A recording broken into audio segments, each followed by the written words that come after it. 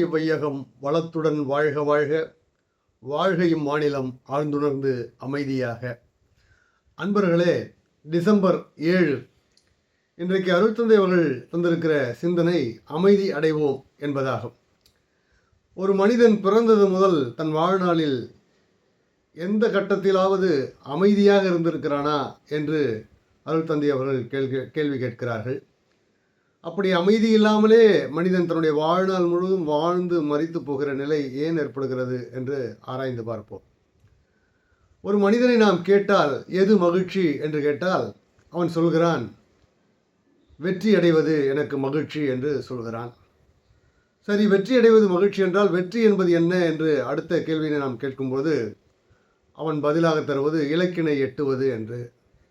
சரி, இலக்கினை எட்டியவுடன், வெற்றியை அடைந்தவுடன் உனக்கு மகிழ்ச்சி வருகிறதா, அந்த மகிழ்ச்சி நிலைக்கிறதா என்று கேட்டால் இல்லை என்பதுதான் பதிலாக இருக்கிறது. ஏனென்றால் அந்த வெற்றி, அந்த இலக்கை அடைந்தவுடன் அடுத்த வெற்றி, அடுத்த இலக்கு என்று மனம் துடித்து கொண்டே இருக்கிற அந்த நிலையில் அமைதி என்கிற அந்த நிலையை அடையாமலே மனிதன் மரித்து போகிற சூழ்நிலை இருக்கிறது என்கிற நிலையில்தான் அருள் தந்தை அவர்கள் அமைதி அடைவோம் என்று கூறுகிறார்கள். எப்படி அமைதி அடைவது என்றால், மனிதன் தன்னுடைய புலன்கள் மூலம் அனுபவித்து கொண்டிருக்கிற அந்த அனுபவங்கள் எல்லாம் தொடர்ந்து அவனுக்கு நிலைத்த மகிழ்ச்சியை தரவில்லை என்பதனால் நிலைத்த மகிழ்ச்சி எங்கே என்று ஆராய வேண்டும். அது எப்படி ஆராய வேண்டும் என்று சொன்னால், இந்த இலக்கு, இந்த வெற்றி என்பதெல்லாம் ஒரு இடைநிலைதான். கடைநிலையை நோக்கி மனிதன் நகர வேண்டும். தன்னுடைய கடைநிலை என்பது அவனுடைய மூலம். அது என்ன?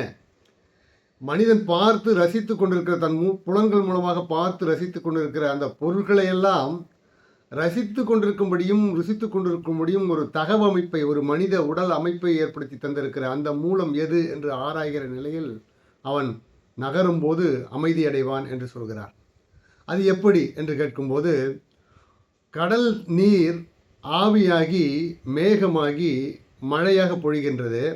அப்படி மழையாக பொழிகின்ற அந்த நீர் ஆறாகவோ ஏரியாகவோ குளமாகவோ எங்கெங்கெல்லாம் தங்குகிறதோ அது அங்கு இருப்பதில்லை. அது புடைத்து கொண்டு திரும்பவும் கடலினையே நோக்கி சென்றடைய தொடர்ந்து முயற்சிப்பது போல ஏதாவது ஒரு வழி அதில் திரும்பவும் எங்கிருந்து வந்ததோ அங்கே சென்று நிறைவுறும் என்பது போல மனிதன் எங்கிருந்து வந்தான் என்றால், மெய்ப்பொருள் பூரணம் பிரம்மம் என்று சொல்லப்படுகிற அந்த இருப்பு நிலையிலிருந்து புறப்பட்டு அணுவாகி உயிராகி பஞ்ச பௌதிக பொருட்களாகி ஆண்ட கோடிகளாய் நட்சத்திரங்களாய் அதில் ஒன்று பூமியாய் அதில் சீவ இனங்களாய் இறுதியில் மனித இனமாக உருவாகி இருக்கிறான் என்கிற வகையில் புரிந்து கொண்டு திரும்பவும் அந்த மூலநிலை உணர்வதற்கான முயற்சியில் தன்னை முழுமையாக ஈடுபடுத்தி கொள்ளும் போது மனம் அமைதி வரும். அதுதான் நிலைத்த இன்பமாக, நிலைத்த மகிழ்ச்சியாக இருக்கும்.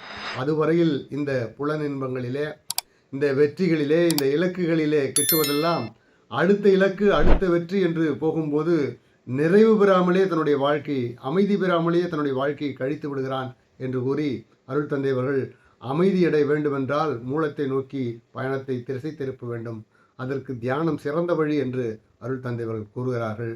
அந்த வழியில் அமைதி அடைவோம் என்று சொல்லி இந்த சிந்தனையை நிறைவு செய்கிறேன். வாழ்க வளமுடன்.